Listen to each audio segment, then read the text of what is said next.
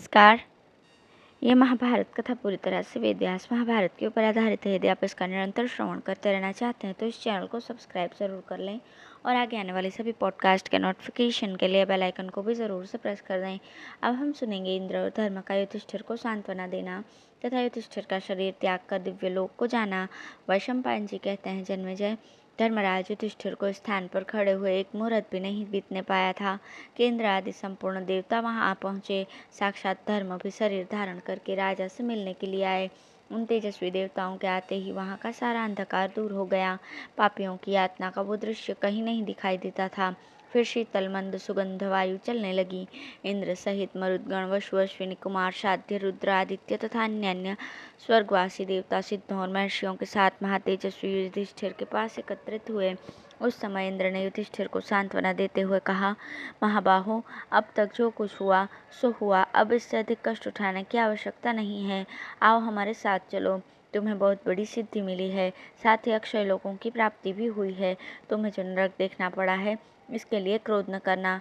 मनुष्य अपने जीवन में शुभ और अशुभ दो प्रकार के कर्मों की राशि संचित करता है। जो पहले शुभ कर्मों का फल भोगता है उसे पीछे से नरक भोगना पड़ता है, और जो पहले ही नरक का कष्ट भोग लेता है वो पीछे स्वर्गीय सुख का अनुभव करता है। जिसके पाप कर्म अधिक और पुण्य थोड़े होते हैं वो पहले स्वर्ग का सुख भोगता है, तथा जो पुण्य अधिक और पाप कम किए रहता है वो पहले नरक भोगकर पीछे स्वर्ग में आनंद भोगता है। इसी नियम के अनुसार तुम्हारी भलाई सोचकर पहले मैंने तुम्हें नरक का दर्शन कराया है।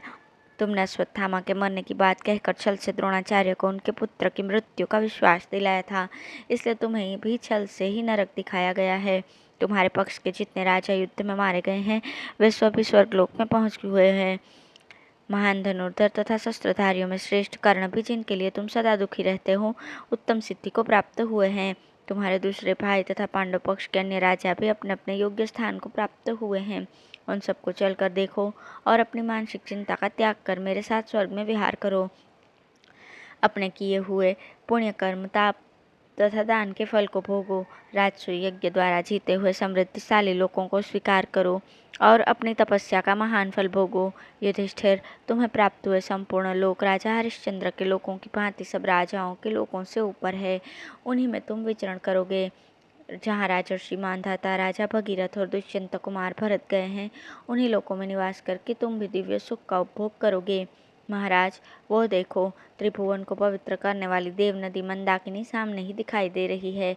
उनके पवित्र जल में स्नान करके तुम दिव्य लोकों में जा सकोगे। वहाँ गोता लगाते ही तुम्हारा मानव स्वभाव दूर हो जाएगा। तुम्हारे मन के शोक, संताप, ग्लानि और वैर आदि सभी दोष मिट जाएंगे। देवराज की बात समाप्त होने पर शरीर धारण करके आए हुए साक्षात धर्म ने कहा, पुत्र, तुम्हारे धर्म विषयक अनुराग, सत्य भाषण, क्षमा और इंद्रिय संयम आदि गुणों के कारण मैं तुम पर बहुत प्रसन्न हूँ। यह मेरे द्वारा तीसरी बार तुम्हारी परीक्षा हुई है। किसी भी युक्ति से कोई तुम्हें अपने स्वभाव से विचलित नहीं कर सकता। द्वैतवन में अरण्यकाष्ठ का अपहरण करने के पश्चात जब यक्ष के रूप में मैंने तुमसे कई प्रश्न किए थे, वो तुम्हारी पहली परीक्षा थी। उसमें तुम लोग भली भांति उत्तीर्ण हुए थे। फिर द्रौपदी सहित तुम्हारे सब भाइयों की मृत्यु हो जाने पर कुत्ते का रूप धारण करके मैंने दूसरी बार तुम्हारी परीक्षा ली थी। उसमें भी तुम्हें सफलता मिली। यह तुम्हारी परीक्षा का तीसरा अवसर था, किंतु इस बार भी तुम अपने सुख की परवाह न करके भाइयों के हित के लिए नरक में रहना चाहते थे। अतः तुम हर प्रकार से शुद्ध प्रमाणित हुए। तुम में पाप का नाम भी नहीं है, इसलिए स्वर्ग का सुख भोगो। तुम्हारे भाई नरक के योग्य नहीं हैं। तुमने जो उन्हें नरक भोगते देखा है वो देवराज इंद्र के द्वारा प्रकट की हुई माया थी। अर्जुन, भीम, नकुल, सहदेव और सत्यवादी शूरवीर कर्ण तथा राजकुमारी द्रौपदी, इनमें से कोई भी नरक में जाने योग्य नहीं है। भरत श्रेष्ठ, आओ अब मेरे साथ चलकर त्रिलोकगामिनी गंगा जी का दर्शन करो।